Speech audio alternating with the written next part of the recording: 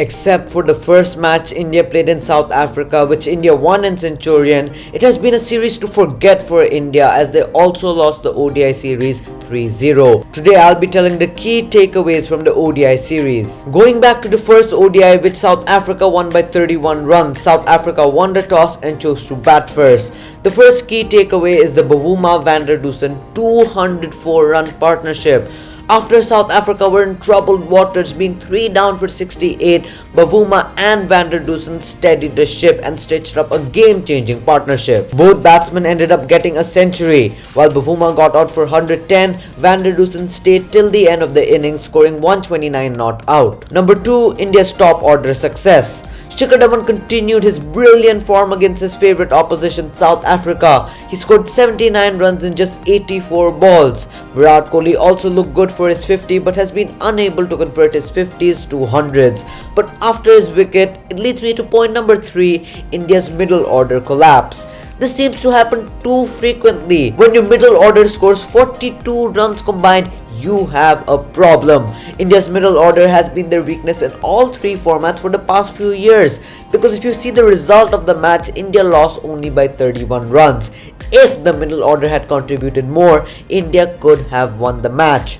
One positive for India was that Shardul Thakur and Bumrah registered their highest scores in ODI cricket. Going to the second ODI, which South Africa won by 7 wickets, India won the toss and chose to bat first, which experts said was a really good toss to win because of how hot it was. Going to point number 1, change in batting from KL Rahul. It was evident that the burden of captaincy didn't let KL Rahul play his natural game.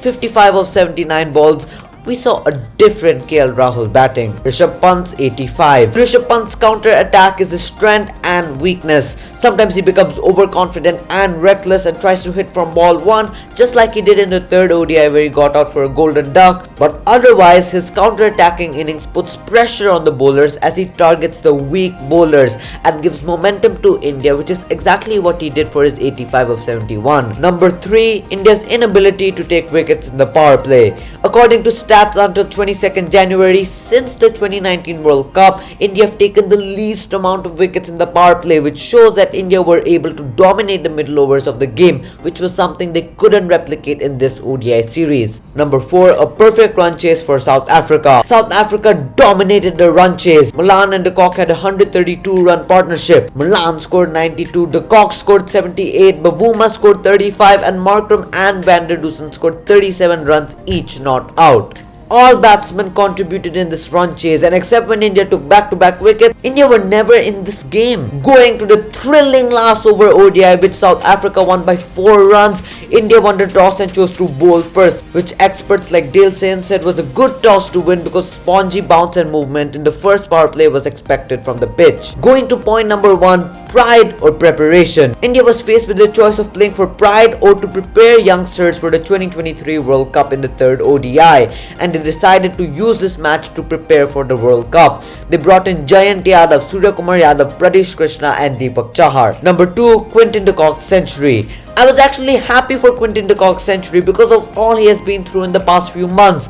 He had a controversy about taking a knee and suddenly retired from Test, so his century also proves how vital he is to South Africa in the white ball format. And the partnership between him and Van der Dussen showed that all it takes is one good partnership to get to 287. Number 3, 50s but no 100s. India scored 8 50s in the series but were not able to score even 1 century. South Africa on the other end scored 3 50s and 3 centuries. That was the main difference between South Africa and India's batting. India's batsmen got set, but none of them were able to convert their 50 to a century. Number 4, so close, yet so far.